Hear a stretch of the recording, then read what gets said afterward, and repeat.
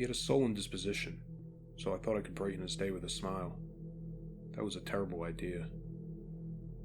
He certainly wasn't the only gloomy character I'd ever spotted on the early evening train. For many of us, it's a very long journey home from the city. We wear crestfallen expressions, decompressing after another soul-crushing day at work.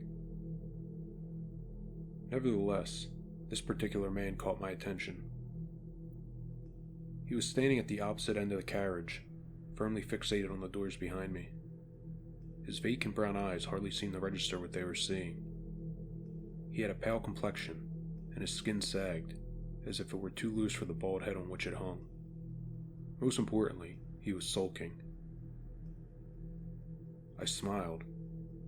If only I could retract that smile. I beamed brightly, striving to cheer the man up. It took a long time for the sour-faced gentleman to notice the upbeat teenage girl who was facing towards him. Well, it probably only took a couple of seconds. That certainly feels like a long time to maintain an unreciprocated smile. Eventually, thankfully, the man began to turn. His expression did not change. His body did not move. His head simply rotated enough to ensure that his eyes were firmly locked onto mine. I waited for his frown to turn upside down. It didn't. Slowly, sinisterly, the man shook his head. It was only a slight movement, but that made it all the more intimidating. He shook his head as if to say, "You shouldn't be doing that." My glowing grin immediately dissipated. I cast my eyes to the ground, feeling humiliated. I pulled my phone out of my pocket, ignoring the burning sensation that scorched my cheeks. How many more stops, I wondered. The most perturbing thing about the entire situation was that the man did not stop looking at me. Despite my averted gaze, I could still feel those beady little eyes boring into my skull. I could see him in my peripheral vision. He didn't move. He just stared sullenly. I did what I always do in uncomfortable situations. I went on Reddit. I switched to my throwaway account and asked for advice on dealing with odd people. I fully explained my predicament.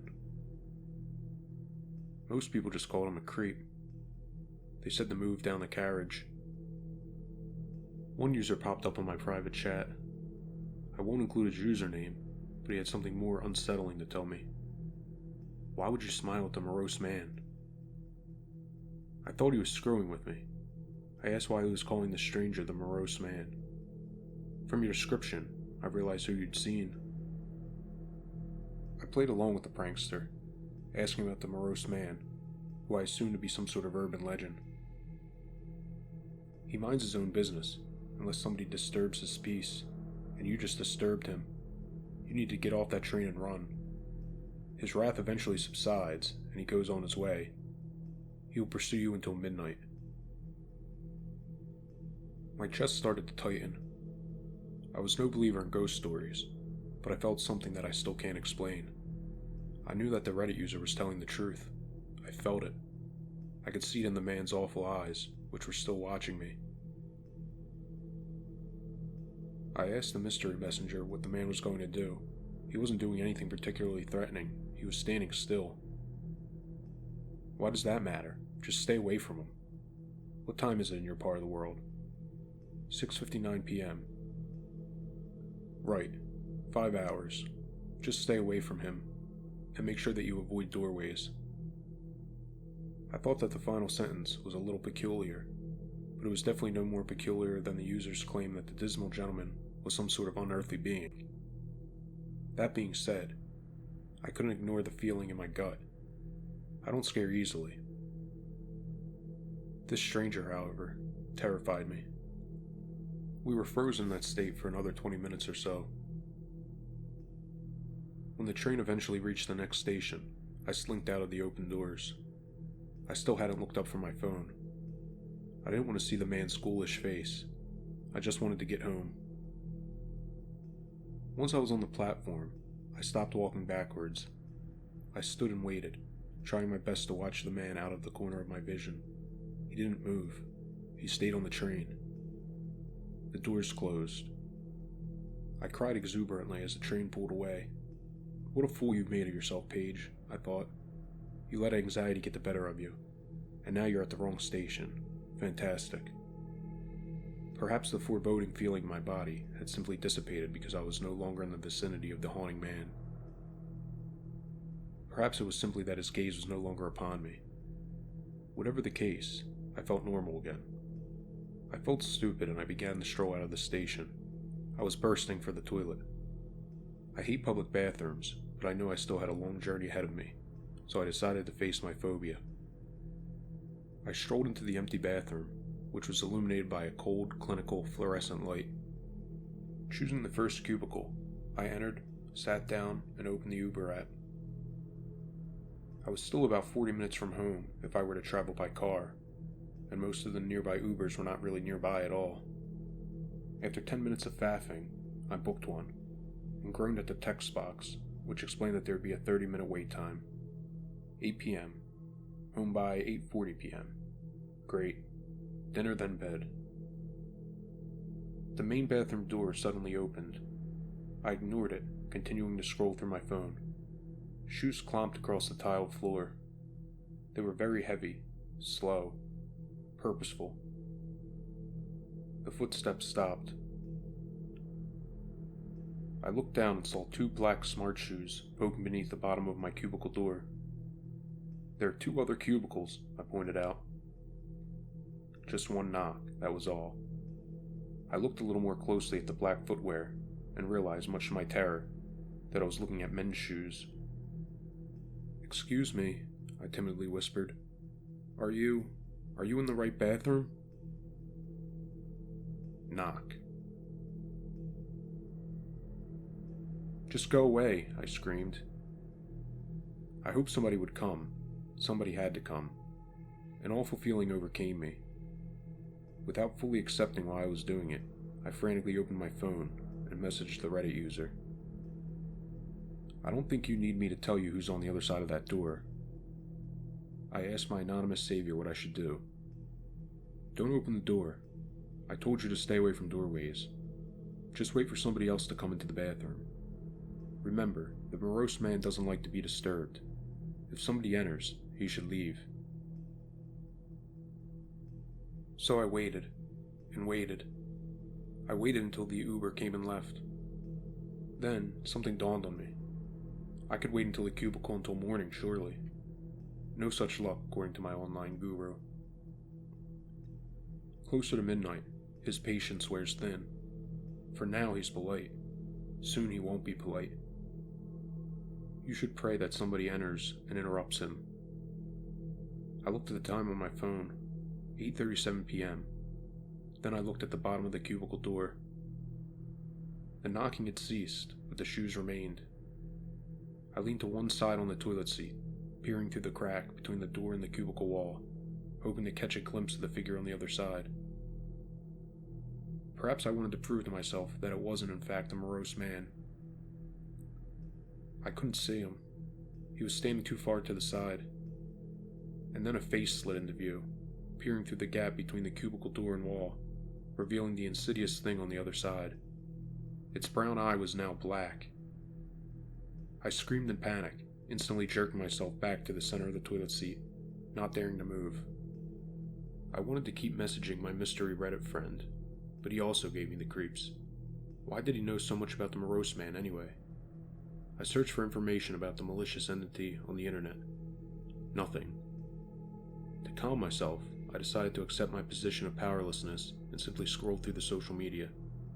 I wanted something grounded, something based in reality. I know, I never thought I'd say such a thing about social networks. Wait, the police, I thought. I dialed 999. It rang. I was asked which emergency service I wanted to reach. I opened my mouth to answer, but then the knocking began again. A series of frantic, enraged thuds rattled the cubicle door back and forth. My mouth was open, but no sound escaped my lips. I was petrified. A shushing sound quietly hissed from the other side of the door. I hung up the phone. I suppose it was not a good idea to disturb the Morose Man. I paused. What other options did I have? I had the idea to ask the Reddit messenger to call the police on my behalf, but the Morose Man shushed me more aggressively, as if he were reading my thoughts. I thought of screaming for help, and he unleashed a croaking wail that sounded like a feral beast caught in a bear trap. Stop trying to think of solutions. Don't disturb him. I waited. 9:27 p.m. 2 hours of frozen terror in a train station bathroom. I was running out of time. Trains kept arriving, but nobody was coming into the bathroom, and there wouldn't be many more trains before midnight. That meant there wouldn't be many more potential bathroom goers. With every passing moment, I replayed the Reddit user's message in my head. Soon he won't be polite. 10:31 p.m. The knocking resumed. The overhead lights started to dim, as if the Morose Man were gradually extinguishing it. I shuddered ceaselessly, lifting my knees up to my chin and wrapping my arms around them. 11:41 p.m. After 4 hours in the bathroom, I heard a train, possibly the last train of the evening, pull into the station. The bathroom door finally opened. 2 chattering, inebriated women entered the room. I saw the black shoes of the Morose Man hurriedly scuttle to the cubicle beside me, and he closed the door behind him. I hate having to touch gross toilet handles after washing my hands, one of the girls said. I'm going to wedge this door open with my shoe. Chantel, I don't want to talk about the bathroom doors. You're such a bitch, one of the girls said. Did you just see that man, Tara? Chantel asked. Don't change the subject, Tara spat. You know that guy in the club saw me first, and... Tara stopped mid-sentence, and she saw me hurtle from my cubicle like a deranged animal, slipping on the tiled floor. I sprinted for the exit. You okay, love? Tara drunkenly slurred. Please, I begged. Move out of the way. I need to get out of here. Hey, I told you there was a creepy man in here, Chantel said, marching past me. He's been harassing this poor girl, I bet. My heart sank as I turned to see Chantel strutting towards the cubicle door next to the one I just exited. She pounded furiously on the middle cubicle door. I pleaded for her not to do it. Remember, the Morose Man doesn't like to be disturbed. We've got you, babe, Tara promised, patting my back. Chantel roared like a lioness and booted the cubicle door inwards, with one high-heeled shoe that she was still wearing. The door practically flew off its hinges, ricocheting off the cubicle wall. I held my breath, waiting for the man to charge at her. What the hell? Chantel gasped. He's not in here. Tara snorted with laughter. You dumb bitch, you probably imagined him. Torrential sweat oozed from my goosebump-riddled flesh. The man had strolled into the cubicle beside me. I heard him. Where did he go? This wasn't right. This was all horribly wrong. I started to back towards the exit, bumping into Tara, who was still blocking the doorway. Chantel frowned. No, I'm telling you, Tara. The girl trotted off, looking in my direction. Her complexion turned paler than that of the Morose Man. Her eyes widened, her jaw slacked, and her arms fell stiffly to her sides. She unleashed a primal scream of horror. Consumed by unimaginable fear, I realized that I hadn't bumped into Tara. I took a few tentative steps forward, before slowly turning on my heel. The bathroom exit led to a pitch-black train station. The lights were gone. The people were gone. All I could see was the Morose Man and the unholy act that he was committing. Tara's body was slowly being ingested into the gaping mouth of the black-eyed man. He had grown a foot taller, and his looming figure filled most of the doorway. His morose mouth had widened to squeeze Tara's still wriggling body inside. He used the now abnormally long fingers on his gnarled, ghoulish hands to hold the girl's ankles. He was forcing her head first into his nightmarish gullet. I chose flight.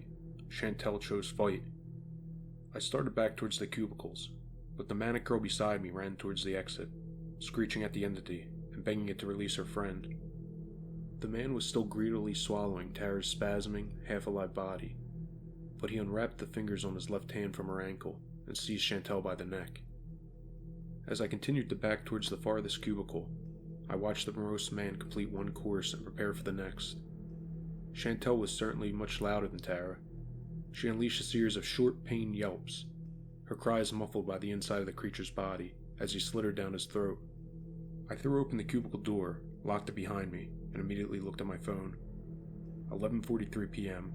That traumatizing scene of unfathomable gore took place in the space of 2 minutes. How? Shoes clomped against the tiles. I found myself where I'd started. I was trapped in the bathroom stall, staring at the shoes which poked through the bottom of the door. The Morose Man had grown so large that he could poke his head over the top of the cubicle door. The horrifying apparition, which still wore that dejected expression, shook its head at me. His morbid frown lifted into a sickening smile for a split second, then it quickly returned to a state of moroseness. The man shook his head at me, much as he had on the train. He was reminding me of what I'd done wrong. I flipped the toilet lid down, clambered onto it, and squished my body against the back wall, trying to escape the wretched thing before me. The Morose Man was not finished. Midnight was fast approaching, and his patience was wearing out. The elongated fingers on his 2 hands suddenly appeared, grasping the top of the cubicle door. He violently wobbled it in his hinges. I started to blubber, looking down at the phone in my hand. 11:45 p.m. Every minute felt like an eternity. I wouldn't make it to midnight, I was sure of that. The man reached an arm over the top of the cubicle door, stretching his hellish fingers toward the lock. He fumbled clumsily, trying to slide the door open. I'm not going to stand here and wait to die.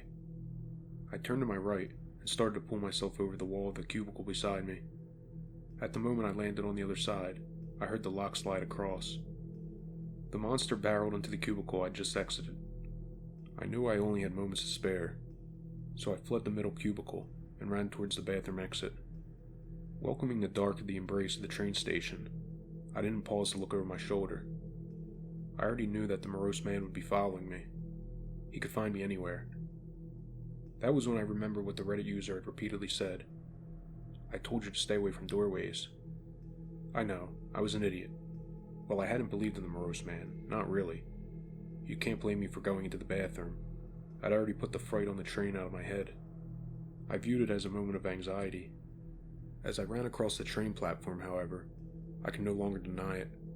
I looked over my shoulder. The man was striding across the platform. Slowly and surely, he was striding towards me, but he was slow, and he wouldn't catch me. As long as I stay away from doorways, I can escape. I kept running. I ran until I reached the end of the platform. I realized I'd foolishly forgotten how to exit the train station. Forget that, I thought. I don't want to go near doorways. Throwing caution to the wind, with my life hanging in the balance, I jumped down from the platform onto the railway line. I followed the tree-lined train tracks, stealing a glance at my phone. 11:51 p.m. I glanced behind me. The Morose Man was in pursuit, but he seemed even taller now, taller than any human, and he seemed faster, much faster. I had to get out of the open. I was too exposed. I darted to my right, entering the forest, and lit the way with my phone. No doors in the forest, and the trees were tightly grouped together, so the gargantuan man would have to shrink back to human size if he were to follow. It seemed like my best option. I weaved between the trees, casting my torchlight before me so as not to bump into anything. I didn't want to end up flat on my face. I didn't want to be the Morose Man's dessert. I heard that unearthly wail once more. It was terrifying enough to startle all of the peaceful creatures in the forest. Birds flew from trees, and grounded animals rustled in bushes, fleeing the scene. I switched my phone off. No more light. I didn't really think it would make a difference. I had a feeling the man could still find me, even without a light, even without a doorway. You just need to last a few minutes, I convinced myself. Except for the sound of my shoes crunching against leaves, the forest was completely silent. I could scarcely see the outlines of trees in the darkness. The canopy of leaves above me prevented any moonlight from illuminating my surroundings. I heard the booming snap of what sounded like a thick tree branch. The man was close, very close. I wanted so desperately to check the time on my phone, but I tried to rely on my body clock. Every second felt like an hour, but I grounded myself. It must be at least 11:55 p.m., I thought. I crept forwards, failing at stealthily traversing the forest. Every step seemed to make noisy contact with leaves and twigs. I tried to quicken the pace. There was no use in concealing my location. He knew where to find me. I suddenly heard low breathing from a few yards behind me. Not daring to turn around, I screamed at the top of my lungs and sprinted ahead. roughly scraping my shoulder against the jagged bark of a tree. I grimaced, but adrenaline pushed me onwards. I fumbled for the phone in my pocket and used it as my flashlight once more. I also needed to know the time. I couldn't resist any longer. 11:59 p.m. I continued to swerve between the trees, praying that I wouldn't trip, praying that I wouldn't bump into another tree. One more obstacle could be the death of me. 12 midnight. I couldn't believe it. I yelled victoriously, twisting around. My flashlight shone on the horrifying specter before me. The Morose Man was now the height of the trees around him, slinking his skeletal body between them, pursuing me. My heart thumped. Maybe the Reddit user lied. Maybe the Morose Man never stops. I closed my eyes and braced myself for death. Succumbing to a feeling of pure horror, I felt a brittle limb brush against my clothes. I opened my eyes to the man walking past me, brushing one of his spindly legs against my coat. I turned around, casting my light onto him, and I watched as the spider-like 10-foot-tall man vanished into the depths of the forest. If you ever see a morose gentleman, don't disturb him. Do not smile at him.